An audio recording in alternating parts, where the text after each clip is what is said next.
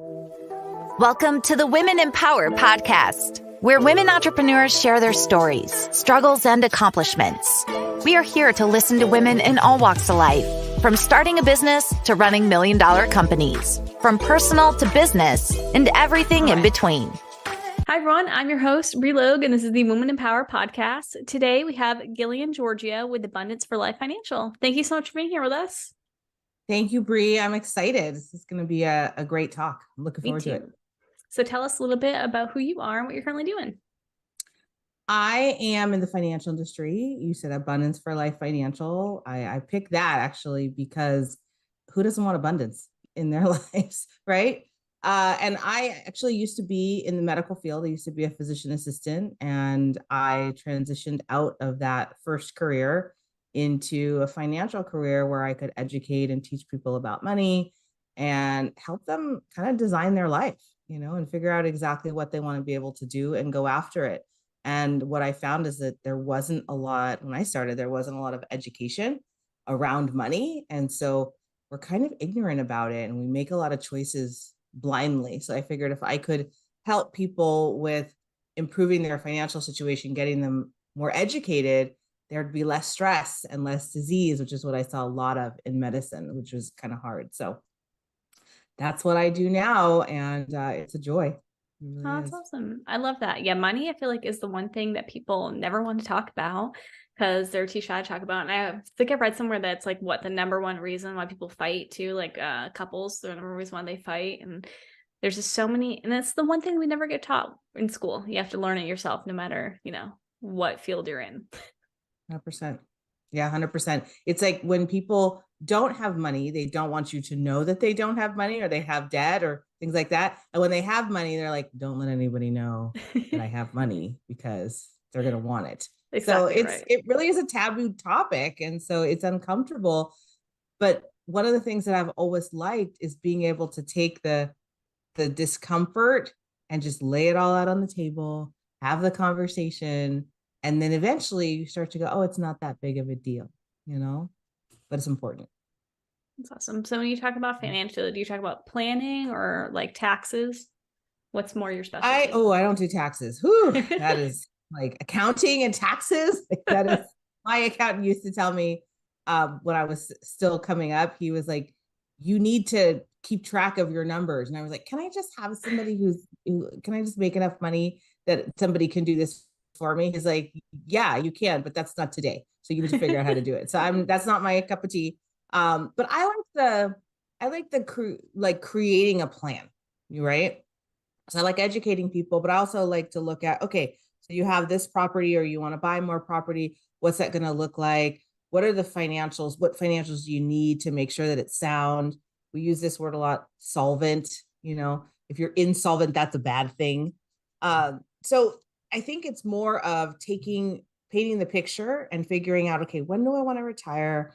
And how much money do I want to have at that point? And what do I need to create in order to be able to do that? And finding different vehicles based on what that person's need is. Are they concerned about taxes? Are they really risk adverse? Do they not want to be in a position that they could lose money? I mean, recently the market has had a lot of ups and downs and people are really scared. So some people don't have that fear. Some people are like, bet it all, let's go, as aggressive as they can be. And then some people are more of I want to make sure and hold on to everything that I have. So you kind of have to get to know the person and then help attach them to a vehicle or a plan that would be best for them. And that's the part that I like, is that education piece and then helping them implement and then watching them run that plan for years to come. Like I feel like my clients are kind of like my extended family,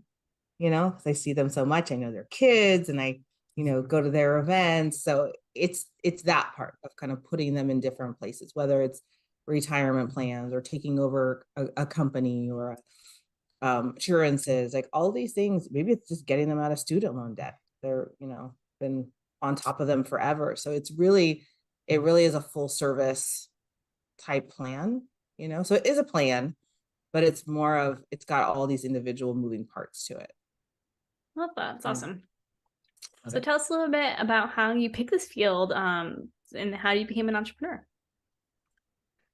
It's funny. It kind of found me because I was, in school and nerdy as can be, trying to just get through all my stuff.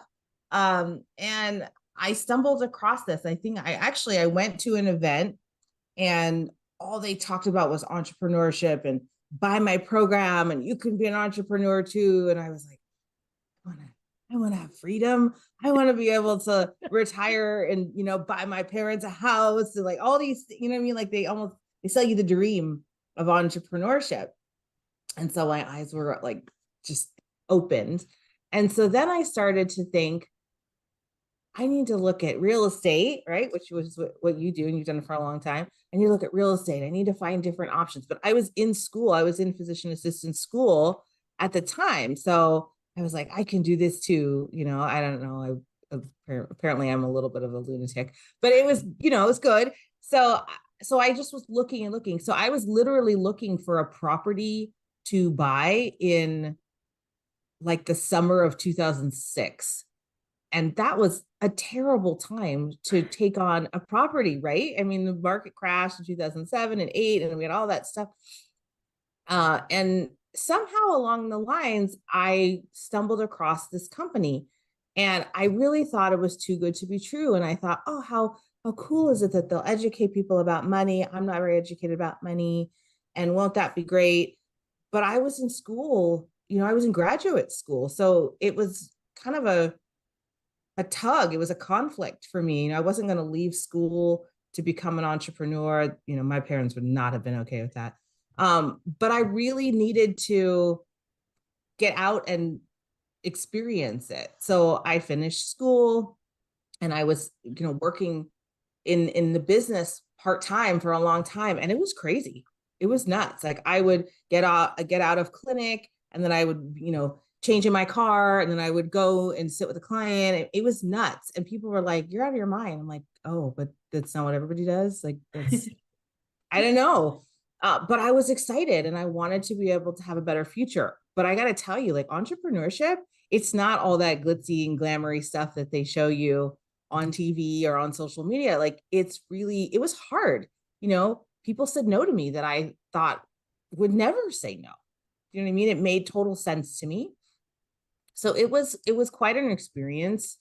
It was a lot to learn in any field. I mean, it doesn't matter what field you're going to go in and you're going to be an entrepreneur, whether you're an entrepreneur or I like this phrase, an intrapreneur, where you're like an independent person that's working for a company.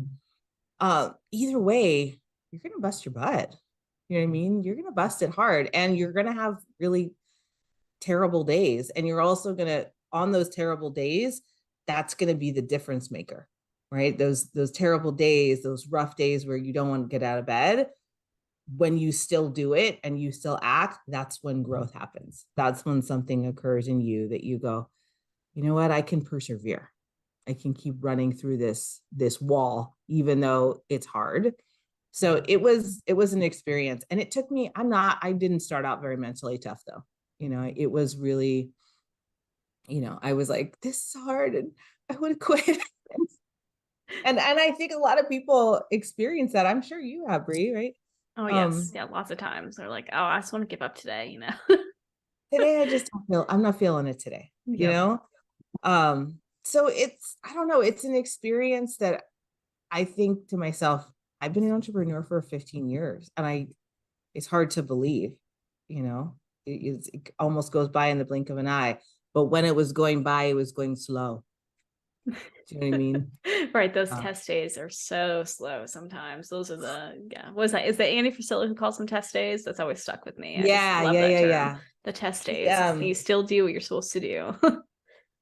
Those are the ones that you grow, but like those are a challenge. And those are the what I also heard a character building day. That's a day that you got to push through and still go. Man, I love Andy Frisella. I know he's a little rough for some people, but I don't know. He speaks to me. Me too. I love Andy Frisella. I love his podcast. I love all very stuff. Real. Oh yeah. Yeah. It's very 75 real. Hard has been such a game changer for me and definitely changed my life. So yeah. huge fan. Oh man. 75 Hard was, it was something, it's funny because I tried it and I didn't tell my husband about it. I tried it. I got through like 11 days and then I gave up. I was like, okay, this is not for me.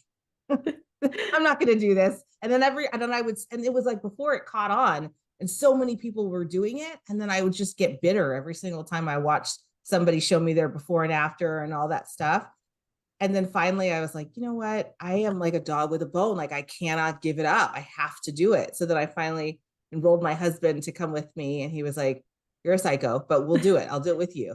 I was like, well, you married me. So what does that say about you? But I am in a matter of saying a little bit of a psycho, but it was the best thing we ever could have done. Yeah, me and my husband did it together too, and it definitely like brought us so much closer together because we spend that whole half an hour or hour and a half every day doing those 2 workouts together. Yeah, it was awesome. Yeah, absolutely. And it just, I don't know, it just taught me a lot about pushing through and getting through it. Even those times where you're like sitting down and you're like, I just don't want to do this second workout. That was the hardest thing. Oh yeah. Or drinking water, at 10 o'clock at night. I'm down in like 2 liters of water at 10 o'clock at night. Oh, why didn't I drink this earlier? It was an everyday reminder.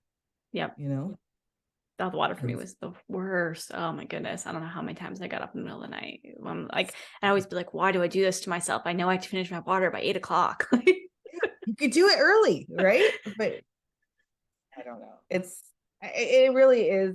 And I like that he doesn't charge for it because I think that it's something that anyone can do in whatever capacity they can, but it brings so much more value knowing that it's available for you to do it. And it's your choice, Exactly.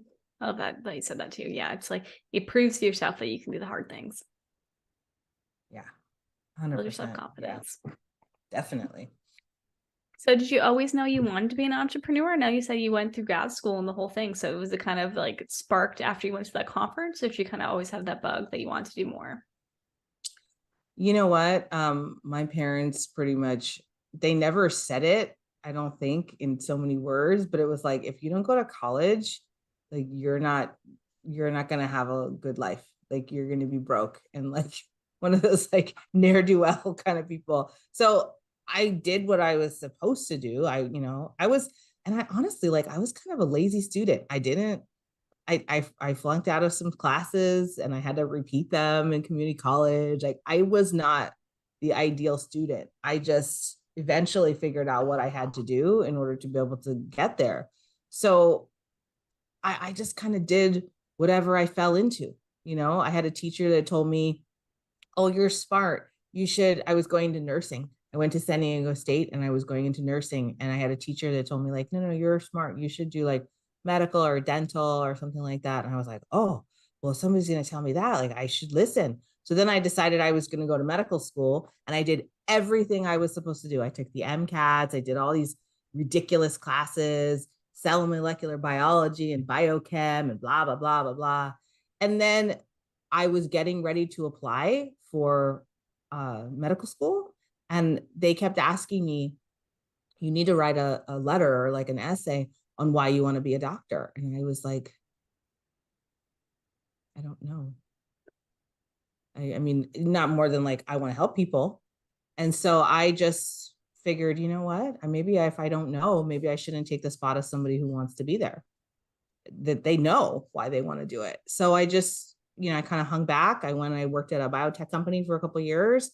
And then my MCATs, which was like the hardest exam ever at that time, that I had taken, they were going to expire. So then I thought, okay, well, I guess I can use them. And all my friends who are in medical school were like, what the heck are you doing? You took all these classes and you're going to like waste your time. So I was just kind of hanging out, getting married, and which was nice. And then I decided to go into PA school. So I didn't know that I wanted to be an entrepreneur. I couldn't find, I liked being able to succeed in school and get recognition, grades, degrees. Like I liked that, but it wasn't my passion. Do you know what I mean? I was never able to tell you what my passion was. And so when I started to go down the road of entrepreneurship, I started to realize my passion is me. My passion is finding the thing that I love, that I get up in the morning every day, and it's always different, but it's something that I can control, because in academia, you don't have control. You know what I mean? They tell you, like, the teacher gets up in front of you, they give you this assignment, they give you this homework, this is what you're supposed to do. You know, I was a good little worker bee. I would go home and study and turn around and regurgitate whatever I needed to for the exams, and that was fine. But one day I realized that's not the life that I want. So I didn't know that I always wanted it, but I think the difference is, and that's actually a really good question, because the difference is that I didn't know what I wanted. I had no idea. And so I had to find something that fit me versus just trying on different things and just doing them because somebody else told me I should. My parents, my teachers, you know, other family members, my husband's family members. Oh, you don't want to do that. When we were talking about real estate, they were like, oh, you don't want to do that. That's that's risky. Yeah. And I was like, I need to stop listening to what other people say and just go with my gut, So I didn't always know. But I think if I had known earlier, I probably would be a lot further along. Right. If you listen to your gut earlier, isn't the hard part. I know. I think so my mom always said the same thing to me, like, oh, I don't want you to end up like me. You need to go to school and get a really good job. Like, you're smart, you can do all this stuff. And like, I went to school for, like a year. And it just was not for me. I tried really hard and I just could not figure out why it wasn't for me. And it took me a long time to figure out like that entrepreneur was a thing. Like I could just like work for myself. It took me a long time to realize that. And I'm very blessed that my husband was the one that pushed me a lot, or my boyfriend at the time was like, oh no, I think you can do this, and I was like, I feel like I was like terrified. I was like, no, I need security in my life. That's what my mom always said, I need security. And yeah. I do not value security as much as I thought I did. Yeah. It's so good. I mean, that's really a key piece. Like I remember working in the lab for hours on end. And when they started talking about entrepreneurship, I would go into the lab. They would ask me to come in at 3 o'clock in the morning to test samples of water. Right. And I remember when they started talking to me about entrepreneurship, I thought, if I was willing to do that for our company for an hourly wage, right? Why wouldn't I be willing to do that for myself? I would be willing to do that for myself, and I could have much more success. It's awesome that he encouraged you to do it, because it's if you don't have support behind you, it's really hard. Exactly. Yeah. It can be so hard if you don't, but like I said, I'm very lucky that I did. Definitely. So what's been one of your biggest struggles when you first started? I know it's a while ago now, but when you first started, what was like the biggest struggle you had getting your business up and running? I think for me, honestly, I'll be really real with you, it was taking rejection. Because like the glamorous side and like, okay, I know I can do it. Like I had confidence in myself after coming out of school and all the crazy tests that I had taken. I had confidence that I could do it. That wasn't the problem. But it was when the people that I sat down with were like, no, I'm good. And I didn't understand why. It didn't make sense to me. Then it was like, well, is it me? Am I doing a bad job? Or, I think that was a tough thing for me that I had. And I'm grateful that I had mentors. I had people that I could go to and bounce ideas off of and try and figure out how to improve. Because at the time, that was a struggle. It was a struggle. But it was not all the time, but I also had to utilize it to improve. So it was rejection. And then also when you're an entrepreneur, you're kind of building something from nothing. Right. The other thing that I really struggled with was vision, because here's your textbook, read this, take this test. And then when I would go into clinic, I would be like, okay, that's, Mrs. Jones, she has this, she has this, she has this. So when they said, you need to build in your mind what you want to be able to create, like what kind of life do you want to live? And I was like, imagination. Okay. All right. Okay. So I would literally, like, I read this book. What's the book? The 12-Week Year. I read that book. And that book actually helped me because they said, okay, think about what you want in 10 years, right? What do you want your life to look like? And so then you have to back engineer it to 5 years and 2 years. And what can you do in this 1 year or in this 3 months in order to be able to help you get on track for that? And it sounds ridiculous, but I really needed that help because I couldn't envision it. You know, you could cut pictures out of a magazine, right? And get your, oh, I want this house or I want that. And then I would look at it and go, how the heck am I going to do that? Like, I don't know, like how much money do I need? I'm like real technical, right? So I'm like a listy person.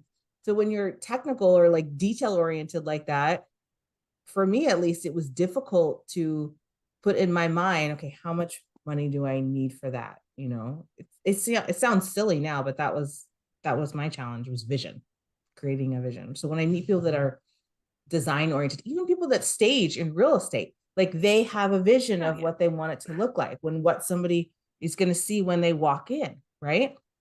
I sell money. Do you know what I mean? So like, I sell a future, a better future, a better life, comfortability. Like you can put those things together, but for a analytical minded person, it was a challenge. So that was hard for me. I mean, there's so many, but those are the big ones, rejection and probably vision. Yeah, I'm better very at much it now. an integrator. So I definitely am the person that, like, if somebody has the vision, so me and my husband work together now, which is great because he's definitely a visionary person. And I am not, I'm the same one. It's like I can do all the steps and do all the things, but I'm not the one that has like the overall vision of how big the company will grow and all these things. Right. Like I'm definitely the person that can, if I can make a plan to get there, but I'm not the one that like can see the giant, company. Or I think that's the issue when I had my digital marketing business too. It's like when it was just me, like I was like, oh, it's always going to stay a small thing because it's just me, and like I can't really see it getting any bigger. Like I don't have that vision for it. And then when we started working together, it's like, oh, I can like see this now and get on board and like I can make this happen. Yeah. Yeah. And that's the importance of having a team, like that collaboration, because everybody has different skill sets. And so, yeah, there's something in our minds that almost think it'll always be the way that it is right now. And so the influences of other people makes such a massive difference in being able to help you create an idea that something can change, something can get bigger, right? That was hard for me. My husband is better at that stuff than I am too. He's great at ideas. I'm more on implementation. How are you going to do that? Exactly. That's why, So, it's like, oh, God, we're the ones that keep us on track, right? Like you can have all these million things, but I'm like, we can't move on to that one until this one's done. Like, yeah, I'm very much that person. Like, this has to be done. Our checklist has to be done before we can move on to another idea and another thing. Like, we have to get this one running first. yeah, and sometimes that's a good thing, but it sometimes can limit us because you have to have overlapping projects at times.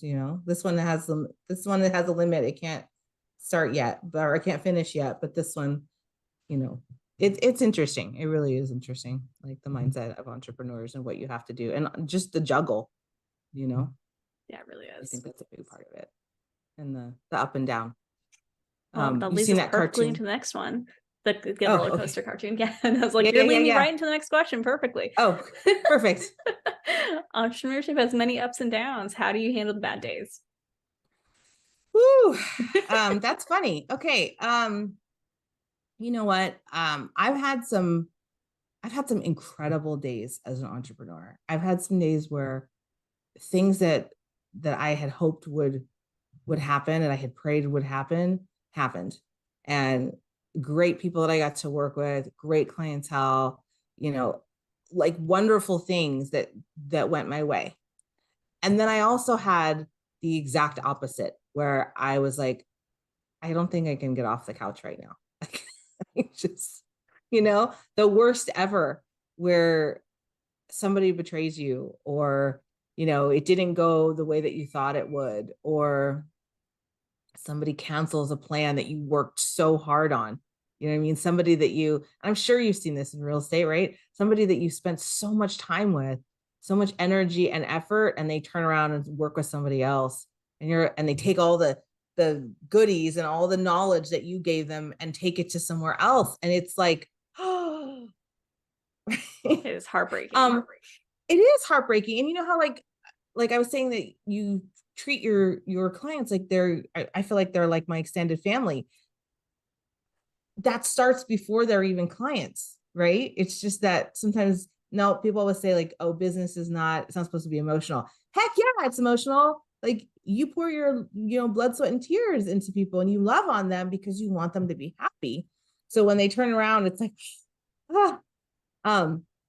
So on the down days, honestly, I think sometimes you got to experience it. You got to just feel it. You can't escape it. You got to think through it. But the other part of it is that you can't allow yourself to stay down that long. You know what I mean? You can't stay in a valley too long because you're not going to excel there, right? And you're not going to it can be, I don't know, I think it's interesting about down days because I think it can be a little bit addictive when you're in it to stay down and to feel down and like, oh, poor me, this is terrible. And you talk to people about it and you're like, oh, this is the worst. And they're like, yeah, that's pretty bad. And you're like, yeah, isn't it? And then it allows you to stay down. But taking action, I think is what it is. It's for me on the worst times. Sometimes I just have to get up and put one foot in front of the other and make another call or, focus outward and help somebody else with something. So I don't have to think so much about what happened to me, right? Because you're not going to, I don't remember who said this, but you're not going to think yourself into good action. You're going to act yourself into good thinking.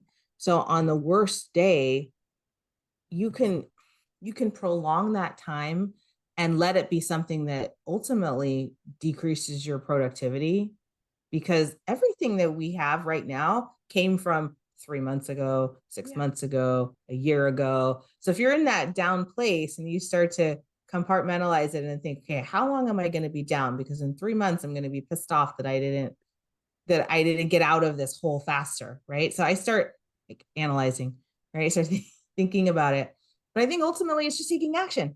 You got to get up and take action, even if it's, I don't feel like doing anything, but I'm just going to get up and brush my teeth and have some breakfast, right? Because as an entrepreneur, you don't have to be anywhere at a specific time, unless you scheduled meetings, you don't have to get up, right? Which I always loved. But ultimately, I think for me, it's taking action. It's actually doing something.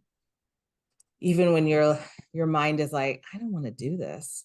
I don't feel like it. It's still taking a step and moving forward and doing something that even though you don't want to do it, ultimately it's going to help get you back into the mode of activity, So that's how I deal with the down days. Plus, sometimes I will listen to Andy Frisella. I have to tell you, like the MF project, like that whole project before what he does now, that got me through a lot. It really did. Yeah, it's such a great podcast. I always recommend that one to everybody. I'm like, oh, you have to listen to that one. So good. I love that you just said that if your down days, your down periods will hurt you 3 months from now, because that's something that took me so long to understand. Like, just because you're feeling bad in the moment, you are hurting your future self. Because like if you're not prospecting, those days, it doesn't really hurt you now because you have the deals like you're working on months ago that are going through. Yep. But like, especially for me now, I'm like really realizing it. Like, oh, if I like don't do these things today, like, next month I'm gonna have a really bad month because like I'm gonna see those numbers fall and it's gonna put me back into that thing. So it's like you definitely have to keep pushing yourself because you're hurting your future self. I love that. Yeah, it's we learn these lessons the hard way. We do. Exactly. Yeah. Like, shoot. Okay. All right. Next time I'm feeling down, I'm gonna still push through. I'm gonna still make it happen, in any way possible. It's really it's an interesting phenomena, but it takes time to learn these lessons for yourself because people can tell you all day. You can have mentors and coaches that tell you all day, but until you literally figure it out and the thought comes from your brain, it won't happen. It doesn't penetrate, Exactly. So. Sometimes you just gotta do yourself. If you're stubborn, you gotta do yourself. Oh man. We're all stubborn. At the end of the day, we all know we're all stubborn. So definitely. So what tips do you have for women who want to start in your field? I would say anybody can start in this field if they decide that they want to make a change, right? That's number one. You have to decide that you have interest in. The financial field is really interesting because there's like a stereotype, if you will, right? There's a vision of what you think financial professional looks like. They're in a suit, they have a briefcase, whatever. I don't know. That's pretty old school stereotype, right? They have a laptop, whatever. But now I think that those stereotypes are completely changing because the pandemic has made it so that people can be anywhere. I could be in Bali right now and you wouldn't know. I'm not, but like you wouldn't know. As long as my internet worked, it would be fine. So I think now you have to have some desire in understanding the knowledge of the field, right? Like kind of a fascination with money, kind of an interest in learning how it works, not, all I want is lots of, I didn't get into the field because I'm like, man, I'm so greedy. Like, I just want lots and lots of money. Like, I make money when I help other people. So the help other people part has to come first before the love of money, right? So tips for getting in the field, I would say you have to have an interest in money. You have to have a desire to learn because there's always more to learn. And you have to be okay with being bad at stuff in the beginning. You have to suck. I sucked at mental toughness. I sucked at, I was interested in money because I realized I didn't have any education about it. If my mom had more education about it, we would have been millionaires by the time I started. Do you know what I mean? I wouldn't have had student loans. I wouldn't have had any of those types of things if someone had taken the time to educate her. So for me, I felt like there was an injustice, right? I felt like there was something that was lacking, and I was confident enough and had enough belief in myself to see that that's a wrong that I could right. That's something that I could do about it. And I think I would enjoy doing that. That was the key, because when I talk to other people about this industry and they're like, that's not cool, but whatever. That's not a righting a wrong, injustice type of mentality, like the mentality that I want to go out and make a change. So that's important, but also the perseverance, like we talked about. I have to say, in the money industry, there's always different layers. Like, do you remember the what's that called? The onion, the blooming onion, right? That thing that has all these layers. You open it up, those things are dangerous. But anyway, there's always different layers to it. Okay. So you definitely need a mentor and a coach who knows the industry. Any mentor or coach, I think, is fine, but I think you're going to do better having a mentor and a coach who's in the industry that you want to be in, who's actually having success in that industry. I don't think I could have done it without some mentorship. Do you know what I mean? And there's tons of, like we're talking about, there's tons of free mentorship out there, but you also need specific to your field, I like the industry. I like showing people how to grow their money tax-free. I like to show them how to find ways that the wealthy have been doing and saving and growing assets forever that the average person doesn't know. And that's what I like, because we all should have access. They're all legal loopholes, if you will. But I like being able to do that. And I love building the relationship with the people. That's another one. You're going to have a love of people, because on those down days, if you hate people, you're going to be out. You're going to be out in a heartbeat. So those are my tips. You have to decide. You need to be hungry for it. It needs to be something that you enjoy and that you're passionate about. You can't change your field if it's something that you're like, it'll be okay, because as soon as it gets hard, you're going to be thinking, this isn't for me. I need to find something else, Well, you can tell you're very passionate about it too, the way you speak about it. Thank you. I love what I do. I love what I do. I love helping people. I think is across the board, regardless of the field, I think it's being able to connect with people and help them. It makes a difference for me. So one last question for you. Yeah. What is, I know it's gonna be hard because you are in financial, which is very specific to each person. What is one financial, very generic tip you can give for somebody who wants to start taking control of their finances? That's actually, that's actually a really good question, because there are lots of things that you can do, like I was just mentioning, but regardless of whether you make $10,000 a year or you make 10 million, you need to be lean and mean. You need to be figuring out, especially now, you need to be figuring out how to reduce expenses and save more. Now, when you save more, that's where I come in, is figuring out where to put it, right? And where are the best places to put it.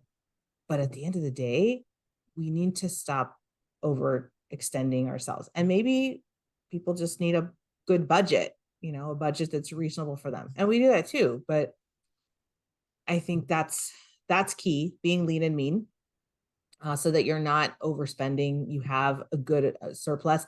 That's hard in this day and age, especially with inflation and what have you. Things are way more expensive, but it's the things, you have to have certain things, right? You have to have your, food, shelter, water, all these things, utilities. You have to have all those things, but it's those extras, right? So you need to think twice about those extras, especially now as we're going into this crazy time. We're coming out of a crazy time and into a new crazy time. And crazy is the new black, right? Right. But I think that's a key, but also being really mindful as a part of that is where you're spending it. Is this a necessity, or is this something that I can afford? If you have a budget for your play money that you can just blow away, but just make sure you're saving first. You know what I mean? Pay yourself first is a big one. Be lean and mean and pay yourself first. Make sure that because no one's going to make sure that you're taken care of. All the other people in your life will make sure they're taken care of, but you got to make sure you're taken care of first. Exactly. Lean and mean. Okay. I like that. We actually just switched bank accounts, and I did not realize how many little things came out of my account that I just never thought of. Like, Netflix, Hulu, freaking all the things, and like all the things for my business I didn't really think about, like coming out of my accounts. And it's like, wow, like, yeah. So I got rid of a lot of them. And I was like, I don't need all these. Or if I like paid for a year instead of paying the monthly subscription, because I was like, what am I doing? These all add up every month. And it's like, it's so true. It's so true. That's actually just happened to me too. And so I'm just in the process of dealing with that too. But it makes you take a hard look where you otherwise wouldn't, because if there's enough money in there, you don't concern yourself with, like, you're like, oh, okay, I have a few $1,000s to do whatever I want to do this weekend. Sure. But because I have a savings plan, like money comes into my account. I look at how much money is there, and I like to save usually between 15 and 20%. I take off of the top, I save that first, and I do the rest of whatever else I'm going to do with it. The interesting thing is that if everything is working like clockwork and you have enough, you don't think about those things. But it isn't until you start taking a real stock. That's why budgeting is important, and being lean and mean. You won't look. Yep. You won't look if you don't have to. Yeah. Definitely. It's so easy to be like, oh, I have money in there. We're fine. We're good. I look back on it later like, huh, it's weird. It's nothing less than I thought it would be, but Yeah. Oh, taking stock of your stuff. Okay. Definitely helped me a lot. So no, I actually lied. I have one last question for you, and it's my favorite question. Okay. What is your favorite book? Ooh, that's really good. I have so many. But probably like, oh man. Okay. So can I have two? Of course you can. Yeah. Two. Okay. So one is my favorite of all time that I first read. And I don't actually, I'm going to be really honest right now and tell you, I don't even think I read the last chapter of it because it was so good. But Think and Grow Rich was the first book that I ever read that was like the entrepreneur side of things. And I remember my poor husband, he must always think that I'm just like a lunatic, because I wrote on a piece of paper and I taped it on the front door. quitters never win and winners never quit. And so I've grown and I'm just not a quitter. I just am not a quitter. I will never, ever, ever quit. I'm just like a dog with a bone. I just won't. And so that book really helped me understand like the entrepreneur mindset of how to get after it. Having said that, man, then there's The Magic of Thinking Big. I really like that one too, because it talked about not letting age or not letting illness be a deterrent, be something that holds you back. Magic of Thinking Big was amazing. And then Steve Siebold, I have his book right here. One of them, How Rich People Think, right? That's a good one. That's not my favorite, but I would say 177 Mental Toughness Secrets of the World Class. That is like a one day reader, but it'll hit you literally right between the eyes, because noticing the difference of how you were brought up and the way that you think versus how professional athletes, business people, successful people in this world think, it really is kind of building a bridge there. And it's a lot of mental work. I think reading that book was excellent, but the mental work that goes with it of how to figure out how to get from where you are right now to being one of the people that thinks that way is what has made a massive impact. Because as I read that book, and I was told you I was like a kind of a mental sissy before, I really had to work at it. And so books that not just like good books and good stories, but that really make you shift and make your mind work are the best. Ed Milet's book is amazing. The Power of One, that's a great one. Okay, I know you said one and I gave you 4, so I'm gonna stop now. I've read the first 2 and I have not read the second 2. And I have read The Power of One More. That one is a great book too. Yeah, Think and Grow Rich is such a game changer. And every time I try to read that like once a year or two, because like I feel like every time I read it, I'm in a different space. I get something new out of it, and it's just such a fantastic book. Definitely. I love it. This has been so fun. This has been fun. How can people reach out to you or find you on social media? You can find me on Instagram at Gigi Inspire. I'm on Facebook as well, just Gillian Giorgio. And we are setting up Abundance for Life for several different, we're going to do a page on that and what have you. It's, you can just reach me at Gigi Inspire. That's the easiest way on Instagram.